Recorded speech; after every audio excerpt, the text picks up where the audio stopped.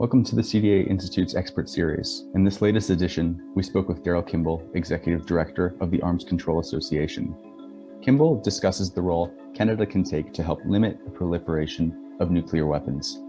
According to Kimball, Canada has historically and can continue building bridges between nuclear and non-nuclear weapons possessing states. Here's an excerpt from our discussion. Well, Canada has played historically, I think, an important role from time to time in building bridges between the non-nuclear weapon state majority around the world and the nuclear armed states. So, you know, one of the new features in the debate about nuclear weapons is the Treaty on the Prohibition of Nuclear Weapons of 2017. And I would agree that, you know, NATO countries, including Canada and the United States, need to acknowledge that the Tpnw exists. They need to acknowledge that it is a good faith effort by non-nuclear weapon states to reinforce the taboo against nuclear weapons and their use. That, you know, this should not become the source of friction between NATO member states and the more than 100 countries that support the Tpnw.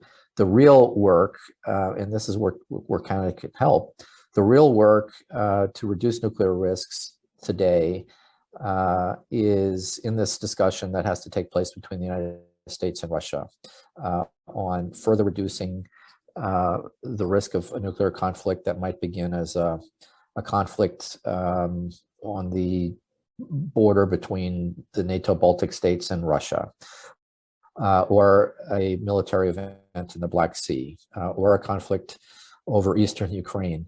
You know, what can be done to resolve those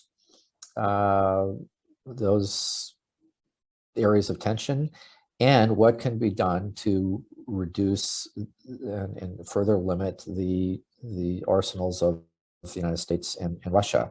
As I said, the only treaty that regulates the world's two largest arsenals, New START, is going to expire on February 5, 2026. That means that between now and then, the United States and Russia will have to try to negotiate a new agreement or agreements to follow on to that New START agreement. That's not easy. That's not a lot of time to do this. And if they fail, we will be living in a world in which there are no restrictions on nuclear weapons. We have not been in that situation since before 1972. So I think one of the areas in which Canada can be very helpful is to help remind Moscow and Washington that they need to make progress in that area, and that failure is not an acceptable option. To argue about or to criticize the Treaty on the Prohibition of Nuclear Weapons, I think would be a waste of valuable diplomatic capital that Ottawa should put in other areas.